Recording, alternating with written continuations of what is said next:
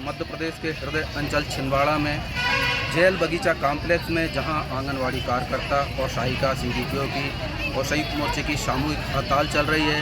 हड़ताल आज पहली बार नहीं है, इसके पहले भी अपनी लंबित मांगों के लेकर आंगनवाड़ी कार्यकर्ता सहायिका हड़ताल करते रही हैं, लेकिन उनका कहना है कि उनका मौखिक आदेश मिला था और उस आदेश पर अमल नहीं हुआ। सरकार की वादा खिलाफी के खिलाफ एक बार फिर से जेल बगीचा कॉम्प्लेक्स में आंगनवाड़ी कार्यकर्ता और सहायिकाओं की हड़ताल जारी है। आइए हम उनसे पूछते हैं उनकी क्या मांगे हैं और क्या प्रयोजन है। सबसे पहले तो हमारे साथ में हैं आंगनवाड़ी कार्यकर्ता की जिला अध्यक्ष सबिता ठाकुर जी। ठाकुर जी, हमने देखा है अभी ऐसे नारे लग रहे हैं, बुलंद नारे लग रहे हैं, उग्र नारे लग रहे हैं। क्या है आपकी मांगे और क्या संदेश देना चाहती हैं आप सरकार को? हम तो यहाँ हमारा आज 9वां दिन है अनिश्चितकालीन धरने का, और हमारा भी शांतिपूर्ण रूप से यहाँ पे आंदोलन जारी है। और हम ये नारे से ये संकेत दे रहे हैं कि माननीय महोदय जी, अभी समय है, आप मान जाइए।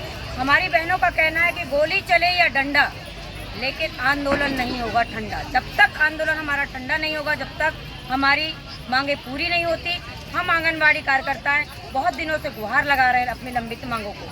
समय समय पर हम लोग ज्ञापन देते हैं, क्योंकि आज तक हमें कोई भी आश्वासन नहीं दिया गया है और ना ही हमारी शासन प्रशासन इस पंडाल में आकर हमारी कोई सुध ले रहा है। तो हम लोगों पे भी आक्रोश जागृत हो गया है कि हमारी मांगे जब तक पूरी नहीं होगी, हम लोग यहाँ से नहीं उठेंगे। हमारी बहनों की मांगे कि हम आंगनवाड़ी कार्यकर्ता को नियमित किया जाए, और जब तक नियमित नहीं किया जाते तो मानदेय को हमारे को महंगाई के तौर पे वेतनमान पर वृद्धि की जाए। पिछले वर्ष भी जहाँ तक हमें याद है आपकी हड़ताल 47 दिन चली थी, क्यों खत्म कर दी गई थी? क्या उस समय आपकी मांगे पूरी कर दी गई थी? हम पूछते हैं अर्चना जावरकर जी से।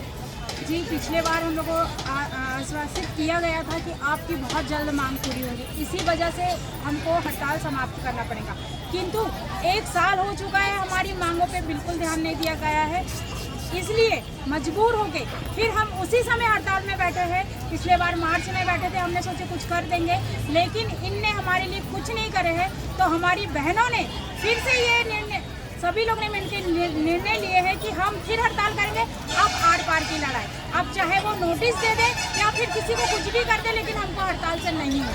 आर पार की लड़ाई लड़ने के मूड में है। आप बताइए, 9वां दिन हो गया आज हड़ताल का, आपको स्थानीय स्तर पर शासन प्रशासन जनप्रतिनिधियों से किस प्रकार का सहयोग मिला? देखिए, आज हम लोगों का 9वां दिन है निरंतर हड़ताल का, और आज हमने न्यूज़पेपर में पढ़े हैं कि हमारे लिए आज नोटिस निकाला जाएगा। तो मैं इस मंच के माध्यम से ये बोलना चाहती हूँ कि जो आर पार की लड़ाई जो हम लोग लड़ना चाहते हैं, हम तो बिल्कुल लड़ेंगे ही लड़ेंगे, और इस बार किसी के कहने से नहीं उठेंगे। और आज हमारे ज़िले में जो तैयारियां चल रही है अमित शाह जी के आने की, वो इतने बड़े केंद्रीय मंत्री आ रहे हैं हमारे छिंदवाड़ा ज़िले में, और 25 तारीख को जैसे कि परसों के दिन यहाँ पे प्रोग्राम है, और हमें लग रहा था कि उनके आने से पहले सीएम महोदय कुछ हमारे लिए, कि उनकी कार्यकर्ता बहनें हड़ताल पे है, अनिश्चितकालीन हड़ताल पे, तो हमारे लिए कुछ निर्णय लिए जाएंगे उनके द्वारा। लेकिन ऐसा अभी तक के शासन प्रशासन से ऐसा अभी तक हमें कुछ दिखाई नहीं दे रहा है, ना ही हमें हमारे पंडाल में अभी तक कोई आए हैं कि आप लोग हड़ताल आपकी मांगे मान ली जाएगी या विचाराधीन है तो आप लोग उठ जाए, ऐसा कुछ हुआ नहीं है। शासन प्रशासन का काम प्रभावित हो रहा है। आप आंगनवाड़ी कार्यकर्ता महिलाओं को नोटिस दिया जाना है, कार्रवाई की बात की जा रही है, ये दबाव है या काम प्रभावित हो रहा है, उसका असर है?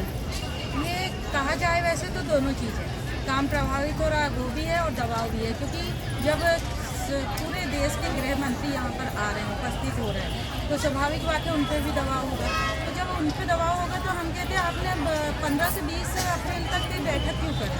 आप तो आनंद फानंद में तुरंत बैठक कर सकते हैं, बैठक करिए और उसका निर्णय निकालिए। चलिए, बैठक करें, निर्णय निकाले, शासन प्रशासन इनकी मांगों पर सरकार को ध्यान दिलाएं। आप बताएं, आप क्या कहना चाहते हैं? मैं शासन प्रशासन से यही कहना चाहूँगी कि हमारे पिछले बार भी लंबित मांगों के लिए हड़ताल पर बैठी बहनें, और इस बार भी बैठी हैं, तो वो हमारी तरफ ध्यान दें, हमारी सुध ले और हमारी मीटिंग बिठा ले, जो भी है, और जो भी चीज़ें हो रही है तो वो करवाएं।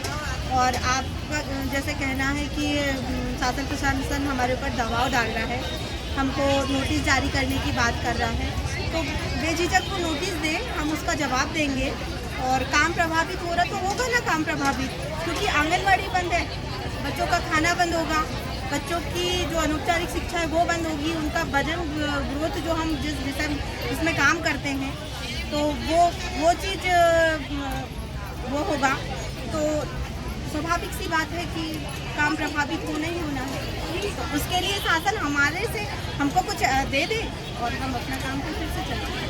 मतलब आप अडिग रहेंगी, हड़ताल जारी रखेंगी जब तक आपकी मांग बिल्कुल बिल्कुल, जब तक हमारी मांगी पूरी नहीं होती तब तक हम हड़ताल पे रहेंगे, और लगे तो हम उग्र पे भी बिल्कुल अडिग रहेंगे और हमारी बहनें हमारे साथ हैं।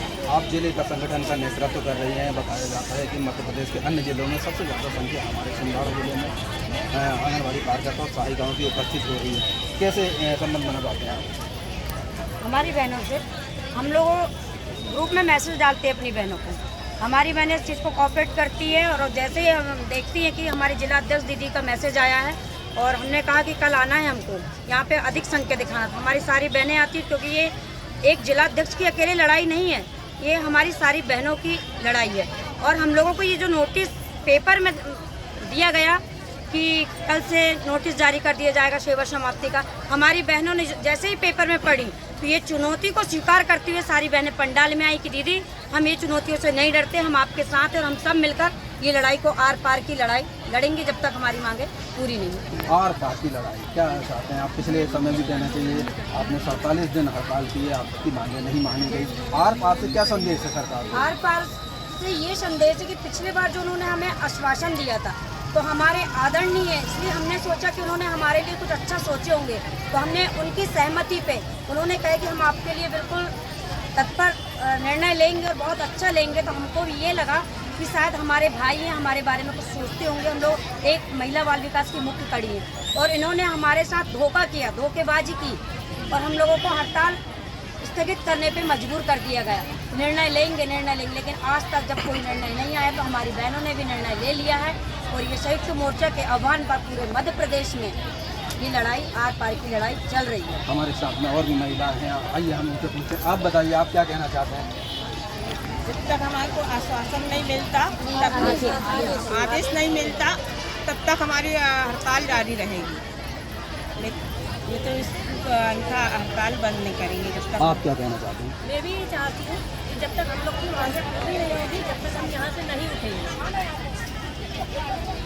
हम लोग रात दिन मेहनत करते हैं और हमारी सरकार सुनती नहीं, और जितना मेहनत करते उतना दाम देते नहीं। जैसे कहना चाहूँगी गीत के माध्यम से, मेहनत का मिले ना दाम, आंगनवाड़ी कार्यकर्ता हमारा नाम, सुनती ना इनकी सरकार, फिर भी इतना करती काम, फिर भी इतना करती काम, सबको सुपोषित करती और खुद को पोषित हो जाती, सबको सुपोषित करती और खुद को पोषित हो जाती, कम मानदेय के कारण मर जाती है बिना इलाज, मेहनत का मिले ना दाम, आंगनवाड़ी कार्यकर्ता हमारा पैरोडी के माध्यम से मुख्यमंत्री सीएम शिवराज के पास अपना संदेश पहुंचाना चाहती है।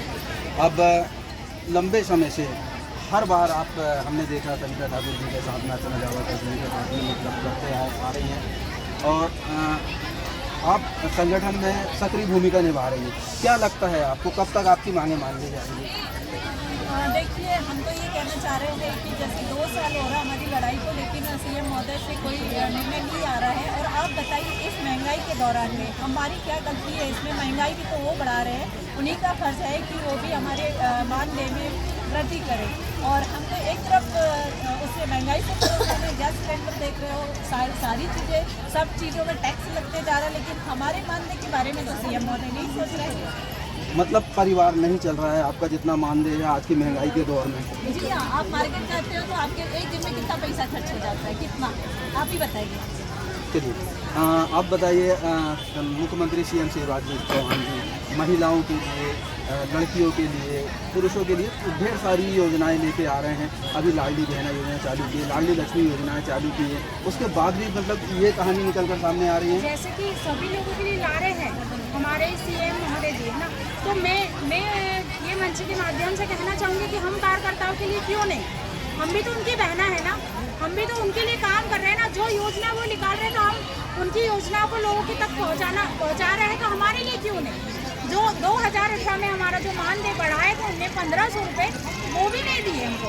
और 24 नवंबर को भोपाल में उन्हें ये बोले थे कि यदि मैं 15 महीने की सरकार में यदि मैं फिर से सीएम बनता हूँ, जब कमलनाथ जी थे, तो तत्काल में आपका 1500 रुपये आपको तत्काल आपको एरिया से वापस करूँगा। आज तक वो एरिया से ही हमको वापस नहीं किया। चलिए, ये सरिता ठाकुर जी आप बताइए, चुनावी शामिल में आप हड़ताल कर रहे हैं, ये अपनी मांगे मनवाने का उपयुक्त समय है? हाँ, बिल्कुल उपयुक्त समय क्यों नहीं है, क्योंकि हम लोग निरंतर संघर्ष कर रहे हैं, काम कर रहे हैं। तो माननीय महोदय जी से भी हमारा निवेदन है कि या तो आप समय के रहते हुए हम लोगों की मांगों को पूरा कर देते, और हमारे समय के रहते मांगों को पूरा नहीं किया है उन्होंने, इसलिए हम उन्हीं के कारण हम लोगों को मैदान में उतरना पड़ा है। एक तरफ हमारी मध्य प्रदेश सरकार तरह तरह की रैलियों का आयोजन करती है, तरह तरह की विकास यात्रा निकालती है, वहाँ पे महिलाओं के सम्मान के लिए बड़ी बड़ी बातें करती है, लेकिन उससे आज ये प्रतीत हो रहा है कि हमारी सीएम सरकार झूठे आश्वासन देती है, लोगों को लालीपाप देती है और ये प्रदर्शन करती है कि मैं महिलाओं का, बेटियों का सम्मान करता हूँ। लेकिन इस मंच के से आप देख सकते हैं पूरे छिंदवाड़ा जिले में, पूरे मध्य प्रदेश में, अगर सीएम सरकार ने हमारा नारियों का सम्मान किए होते तो आज हम लोग वोट में नहीं बैठे होते। ये मामा पर गंभीर आरोप है कि वो कहते हैं कि हम महिलाओं का सम्मान करते हैं, उनके उत्थान में हर प्रकार सहयोग देते हैं। इन महिलाओं का, आंगनवाड़ी कार्यकर्ताओं का, सहायिकाओं का कहना है कि सरकार की कोई भी योजना हो, धरातल तक पहुंचाना, लोगों तक पहुंचाना इनका काम होता है। किसी भी प्रकार का सरकारी काम इनके बिना असंभव होता है, लेकिन आज ये अपने हक की लड़ाई लड़ रही हैं और इन पर ध्यान देने वाला कोई नहीं है। वीडियो जर्नलिस्ट उमेश विश्वकर्मा के साथ मैं Krishna Kumar Bhatt, voice of right news Chhindwara.